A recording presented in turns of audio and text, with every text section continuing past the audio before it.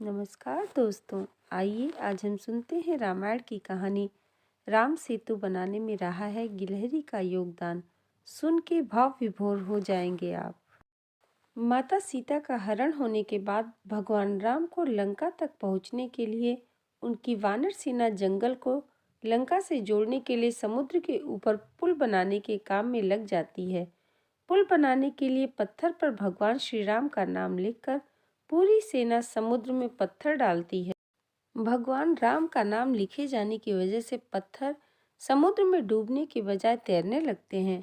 ऐसे में आज हम बताएंगे रामायण से जुड़ी कथा जो लोगों ने बहुत ही कम सुनी और पढ़ी होगी। राम सेतु निर्माण में वानर सेना का योगदान तो हम सभी जानते हैं, पर क्या आप गिलहरी का योगदान जानते हैं? आज हम आपको बताएंगे राम सेतु निर्माण में गिलहरी का क्या योगदान था। भगवान राम पुल बनाने के लिए अपनी सेना के उत्साह, समर्पण और जुनून को देखकर काफी खुश होते हैं। उस वक्त वहां एक गिलहरी भी थी जो मुंह से कंकड़ उठाकर नदी में डाल रही थी। उसे ऐसा बार बार करते हुए एक वानर देख रहा था। कुछ देर बाद वानर गिलहरी को देखकर मजाक बनाता है। वानर कहता है, हे गिलहरी, तुम इतनी छोटी सी हो, समुद्र से दूर रहो।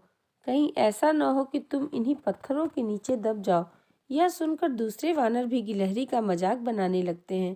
गिलहरी यह सब सुनकर बहुत दुखी हो जाती है। भगवान राम भी दूर से यह सब होता हुआ देख रहे थे। गिलहरी की नज़र जैसे ही भगवान राम पर पड़ती है, वो रोते रोते भगवान राम के पास पहुंच जाती। परेशान गिलहरी श्री राम से भी वानरों की शिकायत करती है।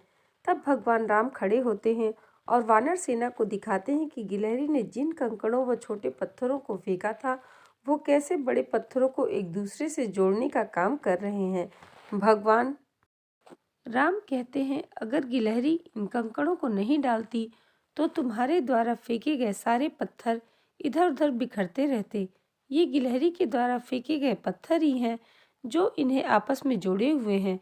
पुल बनाने के लिए गिलहरी का योगदान भी वानर सेना के सदस्यों जैसा ही अमूल्य है। इतना सब कहकर भगवान राम बड़े ही प्यार से गिलहरी को अपने हाथों में उठाते हैं। फिर गिलहरी के कार्य की सराहना करते हुए श्री राम उसकी पीठ पर बड़े ही प्यार से हाथ फेरने लगते हैं। भगवान के हाथ फेरते ही गिलहरी के छोटे से शरीर पर उनकी उंगलियों के निशान बन जाते हैं। तब से ही माना जाता है कि गिलहरी के शरीर पर मौजूद सफ़ेद धारियां कुछ और नहीं बल्कि भगवान राम की उंगलियों के निशान के रूप में मौजूद उनका आशीर्वाद है। तो दोस्तों, आज की यह कहानी आपको कैसी लगी हमें कमेंट करके ज़रूर बताइएगा। जय श्री राम।